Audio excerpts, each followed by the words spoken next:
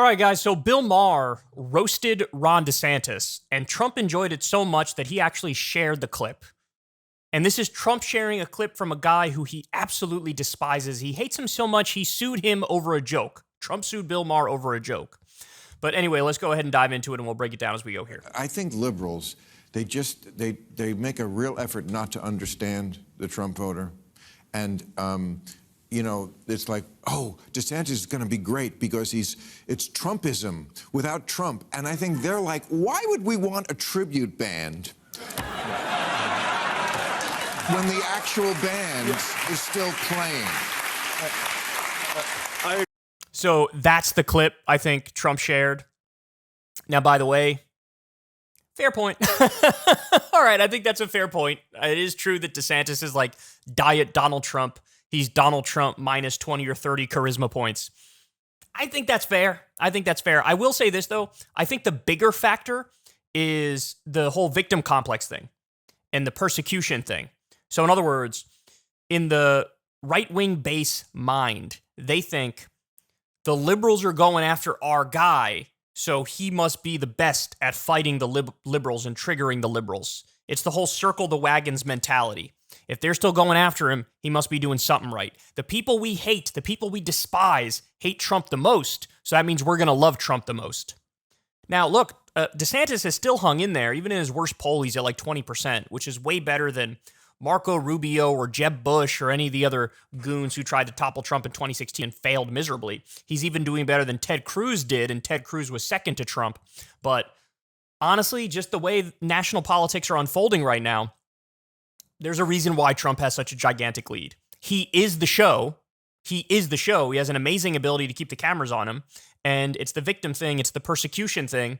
And DeSantis just can't compete with that at the moment. 100%. Yes, DeSantis can fill a room, but he can fill it with the kind of energy you want to then leave the room. Like he does not have the warmth. What? But on top of it, the thing that, so I went back a couple weeks ago. Do you guys remember the first debate in 2015? It's August 2015, right? And so everybody's like, what the hell is about to happen? So they did the junior debate first. It was the 7 Republicans who didn't get to like 5%. Then they bring them all out. It's 10 guys. The first question to all 10 of them was, who will raise their hand and say that they won't support the nominee, no matter who it is? Trump raises his hand, and the crowd boos. A lusty boo. And it's like watching the 5 seconds before Pompeii goes off. Because what then happens is they're booing, and Trump, not a word, gives a gesture. He gives the Trump face, which is like, are you fucking kidding me? These jokers around me? And Right. You can actually hear the crowd turn from a boo to a shriek of joy, because he's the transgressor. He's Johnny Rotten of the Republican Party. You will not find anybody who delivers for those guys better than him. He's why there's a certain clique in high school, and you don't understand, why are they the cool kids? They have confidence, and the rest of us are insecure. I don't think that's going to... I wouldn't say confidence. I'd say he's probably also deeply insecure, but he has arrogance, which overrides it. It's like a fake confidence. It's an over-the-top confidence. He's narcissistic. He's got a massive, massive ego that guides his every move. But here we have a dissenter. Hold on. Again, that worked for a long time. Delivers for those guys better than him. He's why there's a certain clique in high school, and you don't understand, why are they the cool kids? They have confidence, and the rest of us are insecure. I don't think that's going to work again. That worked for a long time. He's got an amazing charisma, that kind of towel snapping business that he does. But I have a hard time believing that there isn't a critical mass of people who wouldn't go for somebody who believes in the sorts of things that he unfortunately believes in, but also seems like he would rule as a grown-up. I mean, it all gets back to the question of electability, right? Is the Republican Party, or is the base going to wake up and realize, hey, Trump was a liability in 2018, 2020, and 2022. The most Trumpy candidates in 2022 were the ones who lost the biggest. The most non-Trumpy, more establishment Republican candidates won, and won pretty easily.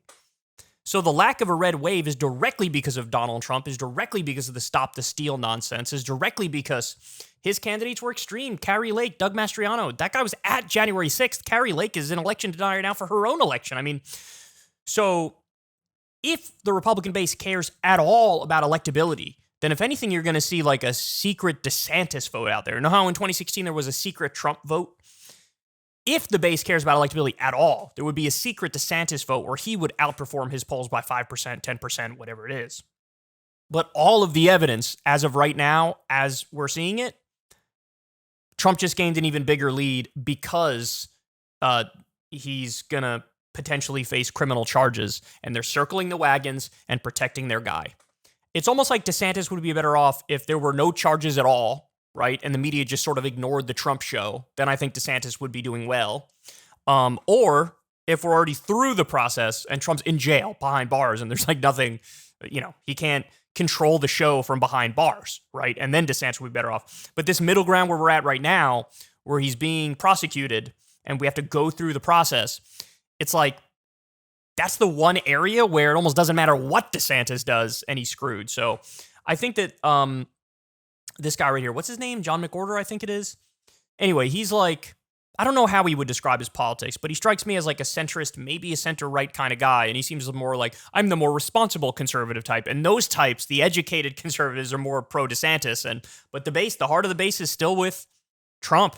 And, Bill Maher's point, it's sort of true. The whole, why would they want the tribute band when they can have the original? So Trump loved that so much that he shared it, which says something. If you want to see me and Crystal Ball interview legends like Noam Chomsky, Cornel West, and more, subscribe to Crystal, Kyle, and Friends on Substack.